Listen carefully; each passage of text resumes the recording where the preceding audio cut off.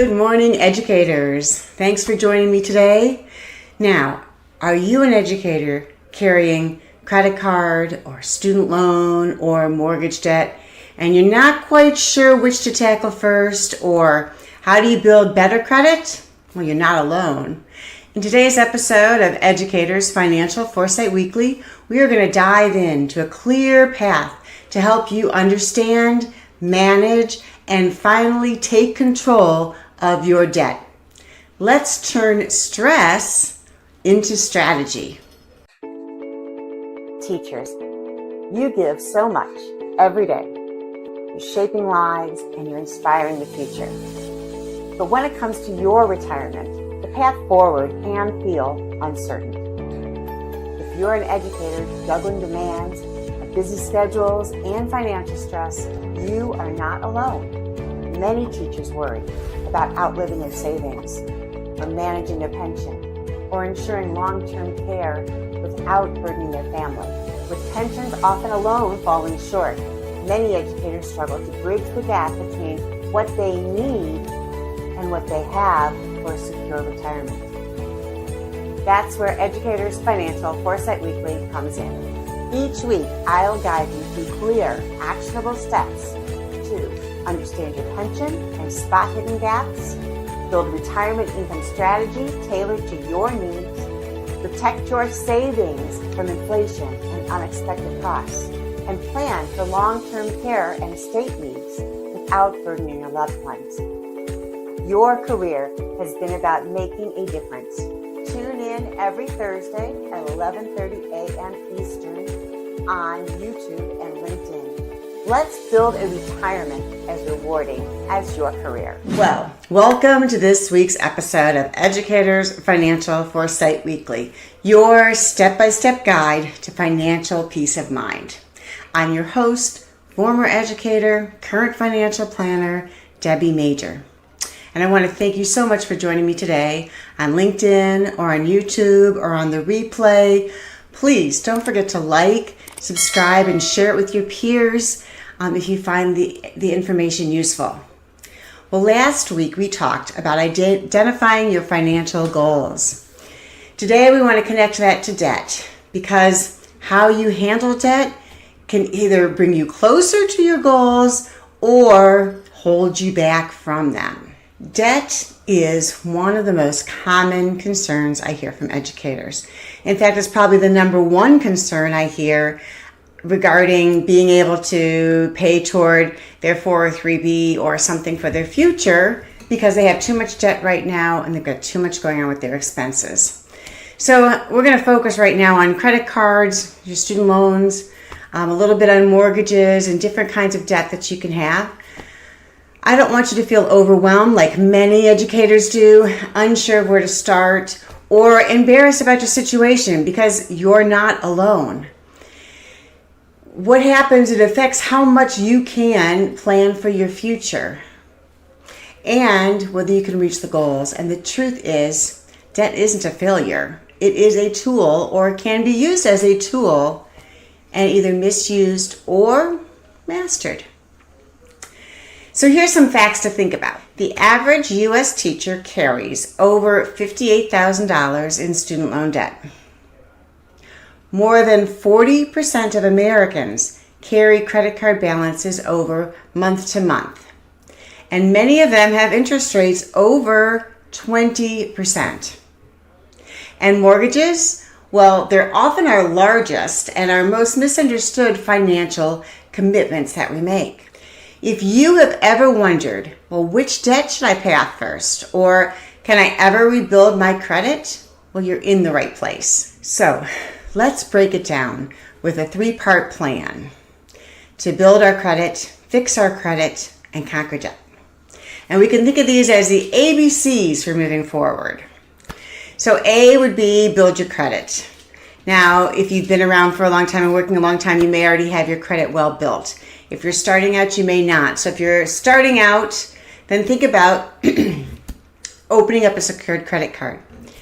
I do suggest that you have a credit card and not just a debit card that's linked to your bank account. for online purchases. You get a little bit more protection from the credit card. You can dispute the claims pretty easily, and you're not having money come out of your bank account if something fraudulent happens to you online. It's also good if you can find a credit card with a low credit limit on it, so that even if something happens to that credit card and someone gets that number, they won't be able to use much credit on it. So there won't be much there. So it's a good idea to build your credit for there. The other thing, next thing to do is you want to keep your balances low, and you want to pay them off every month. This helps you to not have to be subject to those high interest rates, because credit cards have the highest interest rates out there. The other thing that they look at when they look at a credit score that's important is they look at how much of your credit debt that you have on the cards versus what the limit is. So your credit score will actually go down if you're closer to that credit limit. So they may say, yeah, you get $10,000 worth of limit, but if you're at $8,000, that'll hurt your credit score versus if you're at $1,000, and because you've got all that extra amount that you could use. So that helps your credit score and helps you build credit the right way. Well, what if something's gone wrong? So would be we want to repair credit. So you do want to make sure that you have logged into the credit bureaus, and that you do check your credit, what's printed out there every year. I know in the position that I'm in, dealing with a lot of insurance companies, I've gotten notices in the mail saying that my information has been compromised and you need to sign up for this credit monitoring system. And they helped me with that because it was their fault. Those are great systems great companies to be able to use, because they monitor every month and they can say, this is what's happened this past month, this is what hasn't happened. And you can set up something, if you think something is wrong, you can set up a fraud alert, where anytime a credit a credit hits your inquiry, hits your report, they will let you know, so that you can monitor it that way. So there's different things you can do to put in place for yourself, and it's probably worth a show all on its own to help with the credit monitoring and all of those things. But in general, look at your statements every month, keep track of your bank account, make sure you know what everything stands for that you've been charged for, especially if it's a small amount or recurring.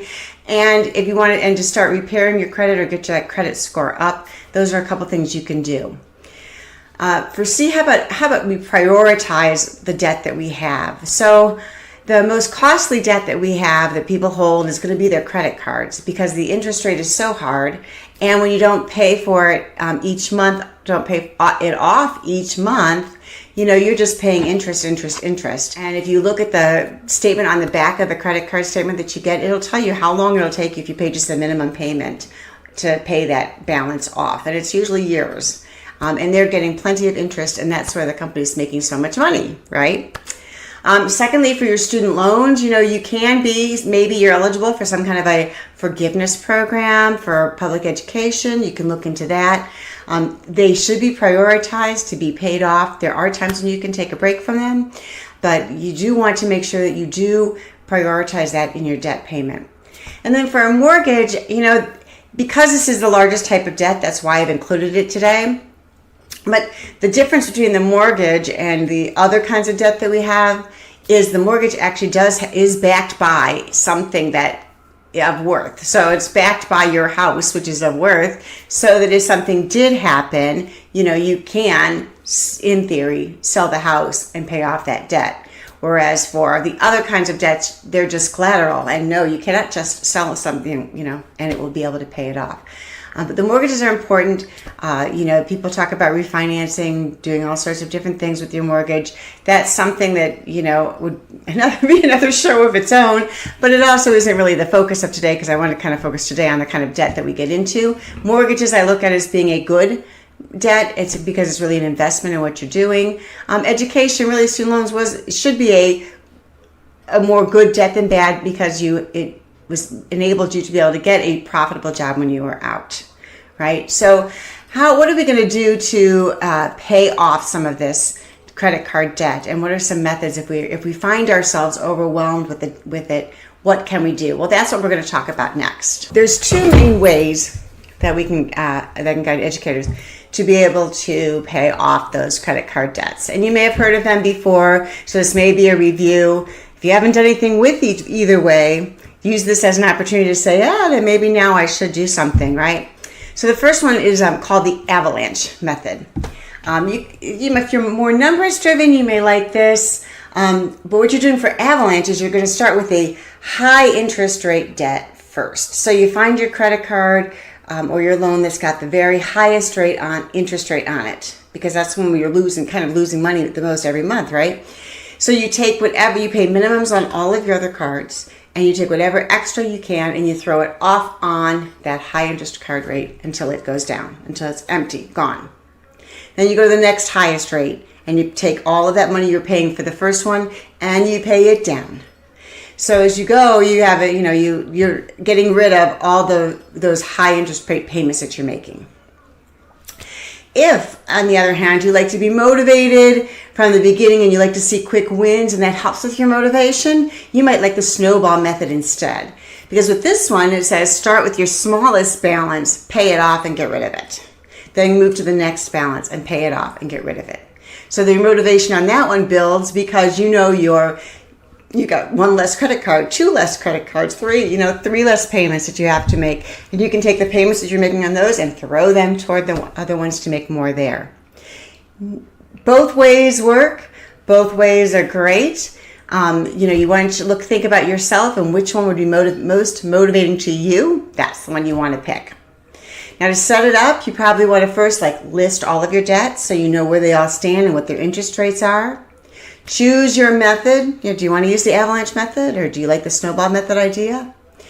It's a good idea if you can set up auto pay through your bank to pay the minimums on the ones that you aren't using that method on, your first ones that you're tackling, so you don't have to worry about them being late or anything like that.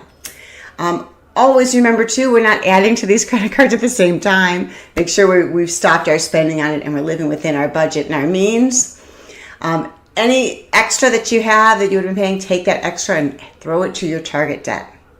And every time you have a win, celebrate it, right? Because that makes you motivated and can help you be even more motivated to move on and to keep this up and to get it done. Because remember, time is going to pass. And tomorrow is going to come and either we're going to still be the same place we are now or we're going to make ourselves to be in a better place, right? Let's work for our future self to be in a better place. And you can also check for the loan forgiveness programs, as I mentioned, if you've been in public service for 10 years and see if that's some sort of an option that maybe you can apply for and use. It is time now for Rookie's Quote of the Week. All right, he's sitting and relaxing today and he's got your books called Student Loans or Credit Cards or Mortgage. And the quote is, progress, not perfection, pays off debt. Like one extra payment, one corrected credit report, one step at a time. That's how you build success. It works in every other area and it works here also. So keep working and keep taking those steps forward. And keep working at paying off those credit card debts and making sure that everything is the way that it should be. So let's review what we talked about today. It doesn't matter what your age is. You can repair your credit or build your credit at any age. Not all debt is bad, but all debt needs a plan. And whether you like the snowball or the avalanche method, it does give you structure and it helps you to see your progress, and so it helps with motivation to keep going. There are financial counseling options available, so don't be afraid to ask for help. There's several different routes if you find yourself. There are things like debt settlement companies, there's credit repair companies, there's debt counseling. Just make sure you vet carefully whoever you talk to and make sure that it's reputable and you agree with where they're coming from. And be careful if they're charging you to make sure you know clearly what that fee would be for. But please don't be afraid to ask for help because that's really important. Do you want to dig deeper?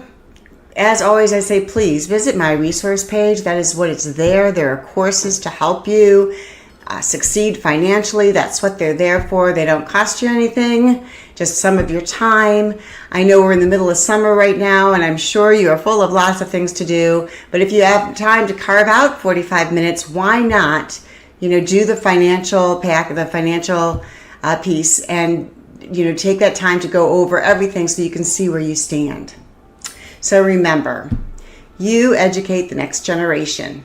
Your finances deserve the same level of care and planning. You've got this. And don't forget to join us next week for Educators Financial Foresight Weekly.